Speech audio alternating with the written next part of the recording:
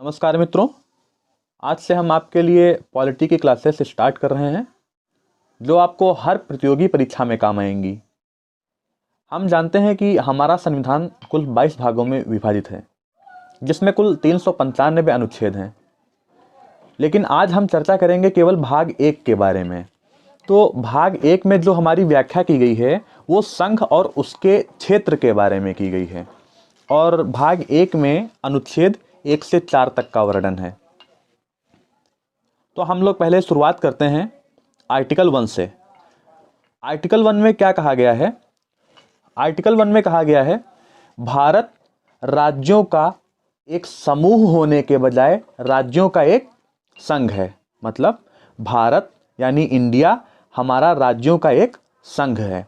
तो इस संघ को हम समझते हैं कि संघ की परिभाषा क्या है, आखिर में संघ यूनियन है क्या। संघ को समझने के लिए हमें पहले परिसंघ को समझना होगा। परिसंघ, इसको इंग्लिश में बोलते हैं कॉन्फेडरल। कॉन्फेडरल क्या होता है? छोटे छोटे राज्यों की शक्तियों से मिलकर एक देश का निर्माण होता है, यानी कि छोटे छोटे राज्यों की शक्तियों से मिलकर एक देश बनता है और उसे हम लोग बोलते हैं परिसंघ। परिसंघ में उतनी मजबूती नहीं होती है जितनी संघ में होती है। तो अब हम लोग संघ समझते हैं कि संघ क्या है। संघ, इसको इंग्लिश में बोलते हैं फेडरल। ये परिसंघ को थोड़ा सा और सुधार दिया जाए, थोड़ी और मजबूती अगर दे दी जाए तो संघ बोलते हैं, यानी कि परिसंघ का ही एक सभ्य रूप होता है हमारा संघ। लेकिन जो फेडरल है इसमें होता क्या है? जो फेडरल राज्य अलग अलग राज्यों से मिलकर के जो देश बनता है, जो राष्ट्र बनता है, उन सभी के राज्यों में उनके संविधान और उनके झंडे अलग अलग होते हैं, लेकिन उनमें जो कॉमन होता है वो होती है करेंसी, यानी करेंसी एक ही होती है और इनके झंडे और संविधान अलग अलग होते हैं। अगर इस देश का एग्जाम्पल हम लोग देखना चाहें तो वो हो जाएगा अमेरिका। इसी तरह एक संघ और होता है जो होता है यूनियन, जिसको इंग्लिश में बोलते हैं यूनियन। ये छोटे छोटे राज्यों से मिलकर बना है, लेकिन राज्य अलग नहीं हो सकते। जैसे कि हमारा भारत, भारत हमारा इसीलिए कहा गया है कि भारत राज्यों का एक संघ यानी कि यूनियन है। तो आशा करते हैं कि आपको परिसंघ, संघ और यूनियन यानी संघ, इन तीनों में अंतर समझ में आ गया होगा। परिसंघ भी छोटे छोटे राज्यों से मिलकर बनता है, लेकिन उनमें इतनी सख्त नहीं होती है, वो अलग अलग भी हो सकते हैं। संघ क्या होता है? ये राज्यों का समूह है जिसमें उन सभी राज्यों का झंडा और उन सभी राज्यों का संविधान अलग अलग होता है, लेकिन उनमें कॉमन करेंसी होती है। अमेरिका हो गया। और यूनियन, हमारा भारत जो है वो यूनियन है, ना कि फेडरल। यूनियन में थोड़ा सा मजबूती से बंधे होते हैं, राज्य अलग अलग नहीं हो सकते हैं। केंद्र और राज्यों के बीच में शक्तियों का विभाजन तो है, लेकिन उन्हें केंद्र अपने अकॉर्डिंग यूज करती है। वो हम आगे के अनुच्छेद में समझेंगे, जब केंद्र राज्य संबंध समझ रहे होंगे तब। चलिए अनुच्छेद 2 के बारे में चर्चा कर लेते हैं। आर्टिकल 2 में क्या कहा गया है? आर्टिकल 2 में यह कहा गया है कि संसद राष्ट्रपति के पूर्व अनुमति पर किसी विदेशी राज्य को भारत में मिला सकती है। मतलब कि संसद किसी भी राज्य को अपने राज्य में मिला सकती है, लेकिन उसके लिए राष्ट्रपति की पूर्व अनुमति चाहिए होती है। एग्जाम्पल अगर देखें तो सिक्किम, सिक्किम हमारा भारत शरण में आया था। ये पहले एक विदेशी राज्य हुआ करता था। 16 मई 1975 को 35वां संविधान संशोधन हमारा कब हुआ था? 1974 में। तब यह सिक्किम हमारा सह राज्य बना था, लेकिन 16 मई 1975 को सिक्किम को हमारा पूर्ण राज्य बना दिया गया। ये 36वां संविधान संशोधन के तहत हुआ था। उस समय हमारे देश में कुल 21 राज्य थे, लेकिन जब सिक्किम आया तो 22 राज्य हो गए, यानी कि सिक्किम हमारा 22वां राज्य हो गया। चलिए अनुच्छेद 2 में क्या कहा गया है? संसद राष्ट्रपति के पूर्व अनुमति पर किसी विदेशी राज्य को भारत में मिला सकती है। अब अनुच्छेद 3 के बारे में हम लोग समझते हैं। आर्टिकल 3 में क्या कहा गया है? आर्टिकल 3 में यह कहा गया है संसद किसी भी राज्य के नाम, सीमा और उसके क्षेत्र में परिवर्तन कर सकती है। यह अधिकार संसद के पास है। अब इसके एग्जाम्पल देख लेते हैं कि उसने किन किन राज्यों को अलग किया था। देखिए हमारा एमपी अलग हुआ, इसमें छत्तीसगढ़ बनाया गया। ये कब हुआ? 1 नवंबर 2000 को। इसी तरीके से उत्तर प्रदेश को काटकर उत्तराखंड का निर्माण किया गया, यानी उत्तराखंड एक राज्य बना। ये 9 नवंबर 2000 को। बिहार, झारखंड ये दो अलग अलग हो गए 15 नवंबर 2000 को। ये डेट जो दी गई हैं ये आपके लिए महत्वपूर्ण है, इन्हें जरूर ध्यान में रखिएगा। चलिए अब देखते हैं हम लोग आर्टिकल 4 के बारे में। आर्टिकल 4 के बारे में क्या कहा गया है? आर्टिकल 4 में यह कहा गया है कि जो हमारे आर्टिकल 2 और 3 हैं इनको संशोधन से बाहर रखा गया है, यानी कि आर्टिकल 368 से बाहर रखा गया है। आर्टिकल 368 में हमारा क्या है? संविधान संशोधन के बारे में व्याख्या की गई है। लेकिन इसमें अगर 50% बहुमत है संसद में अगर 50% बहुमत है तो राष्ट्रपति हमारा बाध्य हो जाता है साधारण बहुमत पर। इसलिए अनुसूची 1 और 4 दोनों प्रभावित होंगी। जब हमारा देश आज़ाद हुआ था तो उस समय कुछ देसी रियासतें ऐसी थीं जो पाकिस्तान में चली गई थीं, कुछ देसी रियासतें ऐसी थीं जो भारत में बची थीं और भारत देश के साथ उन्होंने विलय पत्र पर हस्ताक्षर करके उसमें मिल गई थीं।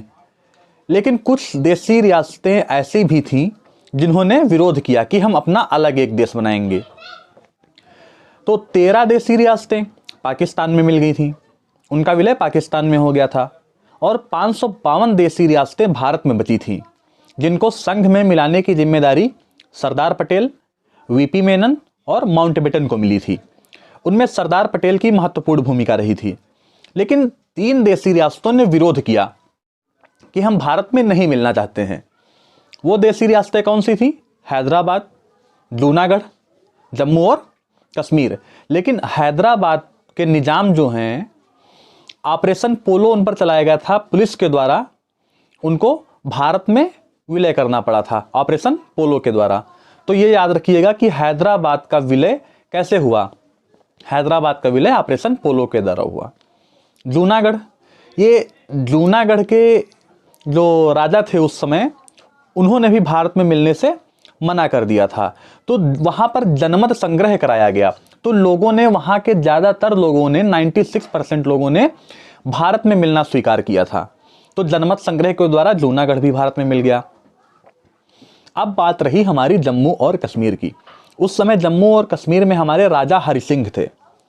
तो पाकिस्तान ने इन पर आक्रमण कर दिया, वो कश्मीर को हथियाना चाहते थे। अब इनकी सेना में इतनी पावर या इतनी शक्ति नहीं थी कि उस पाकिस्तान के सैनिकों का सामना ये कर पाएं। तो इन्होंने भारत से मदद मांगी। जब भारत से इन्होंने मदद मांगी तो भारत की तरफ से यह प्रस्ताव रखा गया कि हम आपकी मदद तभी करेंगे जब आप भारत में मिलना स्वीकार करेंगे। इसलिए राजा हरि सिंह ने उस विलय पत्र पर हस्ताक्षर किया और भारत में मिलना स्वीकार किया। लेकिन कुछ उसकी विशेष शर्तें भी थीं जो अनुच्छेद 370 और 35A में रखी गई थी। हालांकि अब इस अनुच्छेद को समाप्त कर दिया गया है।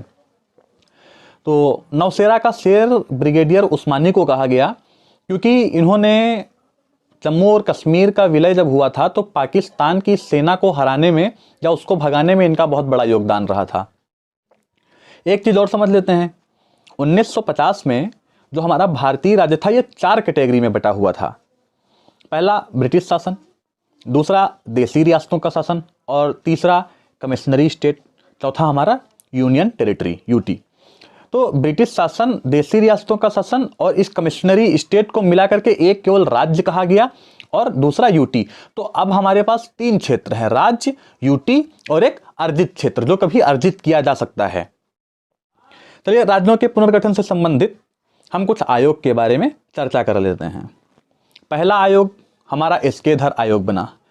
एसके-धर आयोग का गठन 1948 में हुआ था और इसने अपनी रिपोर्ट सौंपी थी 1949 में। भाषा के आधार पर राज्यों का गठन का इन्होंने विरोध किया था। इस आयोग ने भाषा के आधार पर राज्यों के गठन का विरोध किया था क्योंकि उस समय आंदोलन चल रहा था, स्पेशली मद्रास में, कि मद्रास को तमिल और तेलुगु 2 भाषाई आधारों पर बांट दिया जाए। लेकिन भाषाई आधार पर गठित पहला ये आयोग था जिसने विरोध भी किया था कि भाषाई आधार पर हमारे राज्यों का पुनर्गठन या राज्यों का बंटवारा नहीं होगा। दूसरा, जेवीपी समिति के बारे में जानते हैं। इसमें जेवीपी का मतलब क्या है? जेवीपी का मतलब है जवाहरलाल नेहरू, वी का मतलब है वल्लभ भाई पटेल और पी का मतलब है पट्टाभी सीतारमैया। इस समिति का भी गठन हमारा 1948 में हुआ था। इसकी रिपोर्ट 1949 में सौंपी गई। इन्होंने भी भाषाई आधार पर राज्यों के गठन का विरोध किया। लेकिन उस समय एक शख्स थे जो मद्रास को भाषाई आधार पर बांटने के पक्ष में थे, श्री रामलू पेट्टू या श्री पेट्टू रामलू। ये 56 दिन भूख हड़ताल पर सिर्फ इसलिए बैठे रहे कि मद्रास को भाषाई आधारों पर बांटा जाए, लेकिन इनकी मांग को अस्वीकृत कर दिया गया था। लेकिन इनकी मृत्यु के बाद विरोध और ज्यादा प्रारंभ हो गया और विरोध ने हिंसा का भी रूप ले लिया। तब वर्तमान सरकार को मद्रास को आंध्र प्रदेश और तमिलनाडु, इन 2 राज्यों में बांटना पड़ा। ये भाषाई आधार पर बटा हुआ पहला राज्य था हमारा आंध्र प्रदेश, जिसका विभाजन 1953 में हुआ था। अब फजल अली आयोग के बारे में समझते हैं।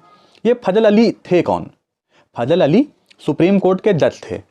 इस आयोग का गठन भी 1953 में हुआ था और इन्होंने अपनी रिपोर्ट 1956 में सौंपी थी। इन्होंने भाषा के आधार पर राज्यों का समर्थन किया, राज्यों के गठन का समर्थन किया, लेकिन इन्होंने ये कहा किंतु एक राज्य एक भाषा नहीं होनी चाहिए। मतलब ऐसा नहीं है कि अगर तमिल और तेलुगु के आधार पर भाषाओं का या राज्यों का गठन किया गया है, भाषाओं का विभाजन किया गया है, तो ये कदापि इसका मतलब नहीं होगा कि तमिल क्षेत्र में तेलुगु का रहना या निवास करना वंचित कर दिया जाएगा। 7वां संविधान संशोधन समाप्त कर दिया गया इसी फजल अली आयोग के द्वारा। उस समय 14 राज्य और 6 यूटी बनाए गए थे, राज्य पुनर्गठन आयोग 1956 के द्वारा। तो आज के वीडियो में हमने देशी रियासतों का विलय और राज्यों का पुनर्गठन से संबंधित कुछ आयोग के बारे में चर्चा की है। अगली वीडियो में हम लोग भाग 2 के बारे में चर्चा करेंगे। भाग 2 में हमारा नागरिकता है, जिसमें आर्टिकल 5 से लेकर के 11 तक का वर्णन है। धन्यवाद।